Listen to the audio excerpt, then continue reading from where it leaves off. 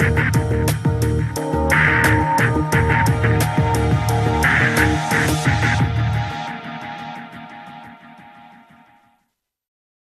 televiewers, you are watching The Agenda on My Media Prime Television, and on today's edition of the program we are discussing with the CEO of a startup company, Cameroonian company that has been recognized by the World Economic Forum. We shall be talking about the company, what the company does, and the very first for over 22 years that the pioneer startup for World Economic Forum has been existing. That is the first company in Francophone Africa that has been recognized by the the World Economic Forum. Nelly Chachi is with me in the studio. Stay with us. I'll be right back after this.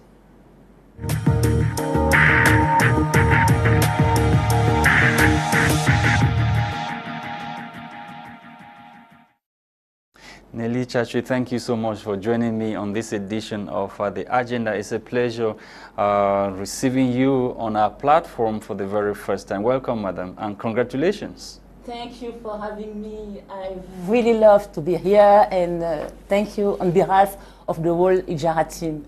Yeah, this is, you told me that your company is the first company to be recognized by the World Economic Forum in Francophone Africa for the 22 years of existence of that pioneer tech program for the World Economic Forum.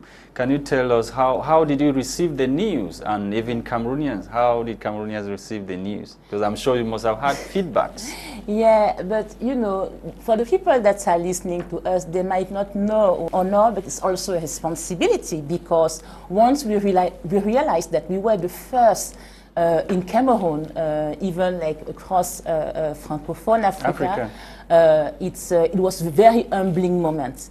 You know, but it also shows that, you know, we are living in a unique period where technology is. And a woman for that matter, championing that kind of tech company. So tell us, what do you do at Ijara? So at Ijara, our mission is really to democratize access to investment and saving for the regular folk. And in order to do that with the utmost security, transparency, and accessibility, we leverage blockchain technology. So the product consists of an app you can download from Play Store or App Store. And this app helps you create a wallet where you can store different assets, digital assets. You can buy, you can sell, you can exchange. So let me know, even till the discussions away from our main focus, which is talking about the company making Cameroon proud. When we were talking, I was just wondering, how different is Ijara from these other investment platforms like Chimol, the other cryptocurrency investment platforms that we have around? How different is Ijara from those kind of investment platforms? So the first thing that should really matter to everyone listening is the notion of being decentralized. It means that your assets never belong to Ijara. We never take your funds, we never handle your crypto, we never handle your money. So you can you buy your crypto, if it's crypto or other assets, and you store them in your own safe, for which you hold the key.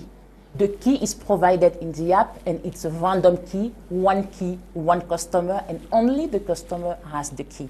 So it means that Ijara does not have the possibility to confiscate your funds nor your assets, because we don't have the key for the customer. It's like WhatsApp. End-to-end encryption. It's end-to-end encryption, but you have the encryption key. We don't, because if you want to access your asset, you need to decrypt it to communicate directly with the blockchain.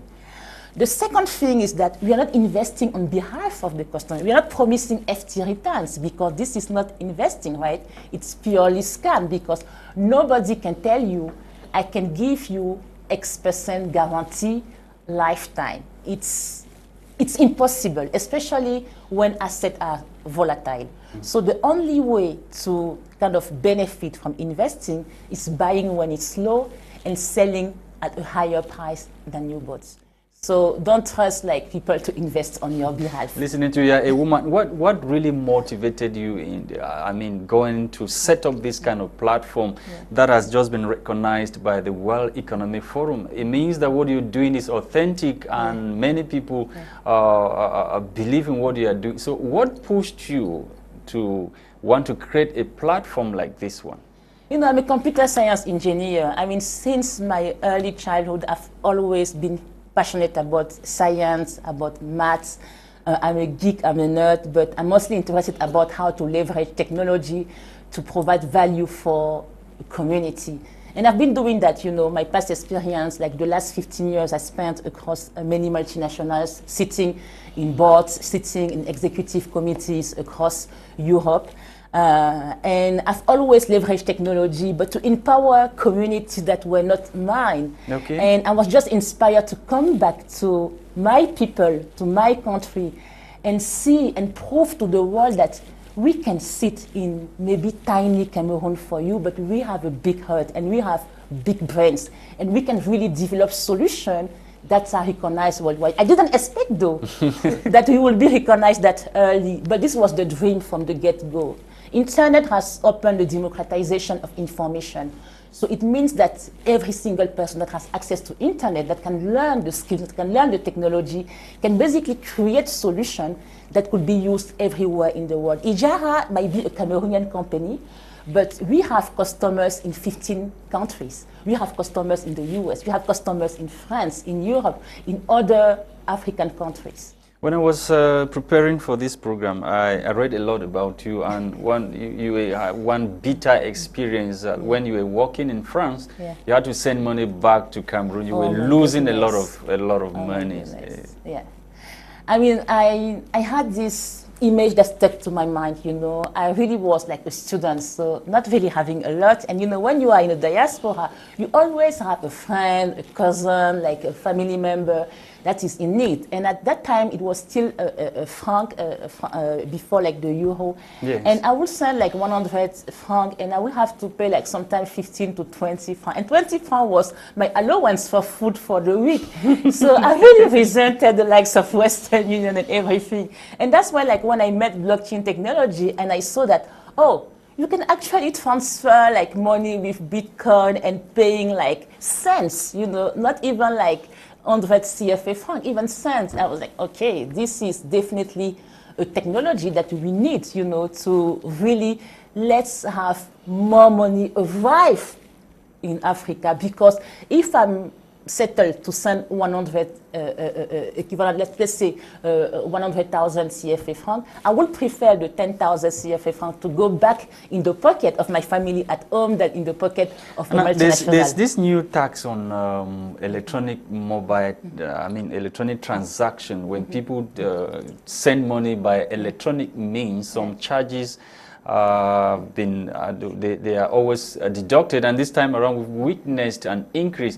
In your platform, do we still have this same kind of charges being levied on those who carry out transaction on your platform? So, I mean, a tax is a government decision, right? So you cannot... Because it's often said like, that, yes, you know... you cannot evade taxes. But one thing is that when it comes to crypto assets, since like there isn't really a way to kind of, you know, it's not bound to a certain territory. Yes. It lies on internet. So when you do transfer a Bitcoin, for example, there's really no way to put tax because it's a decentralized. But when you want to convert from Bitcoin to CFA franc or to Bitcoin to euro, then obviously, you know, you might be exposed to like taxation if you go for like mobile money or banks or everywhere else. So I would say that yes, as long as you are exchanging digital assets, the laws that apply are the laws of internet. Yeah, but whenever you go back to like the local fiat,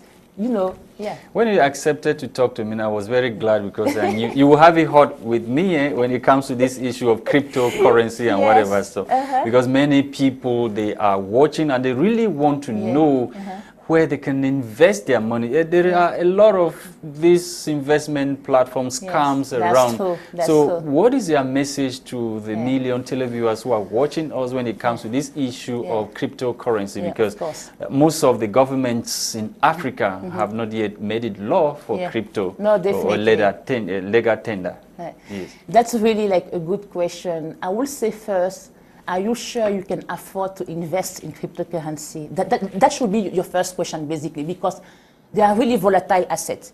Don't fall prey of people that tell you, oh, because Bitcoin went from 1 cent to like $60,000, it will go up and up and up. No, I mean, actually, as of today, Bitcoin is 50% down from where it was in March. So first thing, are you really sure you have enough money to kind of invest in an asset that could depreciate for 50% and wait until it appreciates, if it ever appreciates? The second thing is that even if you had some money to kind of invest, make sure to put only up to 5% into volatile asset, because you don't want your emergency fund to be tied to an asset that will depreciate a lot, you know. So all those things. So whenever you even want to detect someone that is prone to kind of scam you, whenever you invest everything, you know, it's only gonna go up. Please run, please run. And the last thing, and I will end at that, is that investment and making sure that your investment is profitable is about time. And nobody talks about it. Nobody talks about the fact that if your emotions are into play, if you are not a patient person, please don't go into the stock market, don't go into the cryptocurrency market, because nobody can tell you that it's gonna go up in 1 year, 2 months, 1 week. So you have to be patient. If you cannot be patient, just don't. So it's not for everybody. That's really what, you know, it's really not for everybody. Okay, Nelly, the digital economy of Cameroon is improving, and we have some challenges like, you know, the infrastructure, talking about internet and whatever stuff. When you look at the digital economy of the country, what is it that needs to be improved for people who are into this kind of business? Because there's a lot of benefits when it comes to, you know, the digital economy. No, sure. The French have a saying, you know, when you look at yourself, you despair. When you compare yourself, you start like, you know, smiling. If you go to many of our neighboring countries, you will see that Cameroon is very, very far ahead when it comes even to infrastructure. Because we have the smartphone penetration. Data is still expensive, but it's less expensive than in many neighboring countries. It will be good that, you know, we keep having those optic fibers, you know, passing through all our towns. It will be good that we think more about the rural areas, because they could also very much benefit from those kind of revolution that the technology is powering. So one thing I will say, that although we are not faring that bad compared to others, let's make sure that we don't really look at the big cities to congratulate ourselves. How do we make sure that not only infrastructure, but also education? Because for me, educating the people is like the basic infrastructure we shouldn't overlook. And when we talk about education, you know, for example, IJR has been organizing a lot of meetups, but usually in large cities. And when we went up north, when we went to Gaoundéré, to Maroua, to Ebolova, to Bertoua, I could see, you know, the light in the eyes of people saying, oh, that's the first time that nobody is coming to us, you know, to try to explain to us. We're not animals living there. We are also interested in that revolution. So yeah, I would think that basic infrastructure, definitely, you know, like democratizing even more access to data, lowering the price, and onboarding the rural area will also help in that way, because with more people you have the volume to justify, you know, the investment from those companies that are making profit by installing those infrastructure. And with the modern times, people don't even have time to be moving up and down. And with these kind of platforms, people hardly go to the banks and to carry out transactions now. So, like I was asking you, what do you really do at IJARA? Can you tell us some of the products, how you operate, the transaction? If somebody wants to be part of IJARA, what should they do? So on the product, let me tell you about one product that is coming alive in like few weeks. I'm sure by now, like all of you have heard about this bond issuance from the Cameroon government to build like more bridges, more roads, and everything. But look at the conditions. The coupons is like 10,000, and you have to buy at least for 300,000 CFA francs. Yes. So obviously, given like this price point, most of the population is already out of the equation. Yes. What we are doing, we're going to be tokenizing those bonds. So basically, tomorrow at Ijara, you're going to be able to come here and say, I want to buy for 1,000 CFA francs, you know, and you buy just a slice of it, and you have it in your wallet, and you can also enjoy, because 6.5% on a yearly basis, that's miraculous, you know. That's the kind of interest rate we don't even have at banks. So imagine that if all of us could benefit from that. So this is like the product I'm most excited about. And this is also to prove that blockchain goes beyond only cryptocurrencies. You can leverage blockchain to provide like safe investment.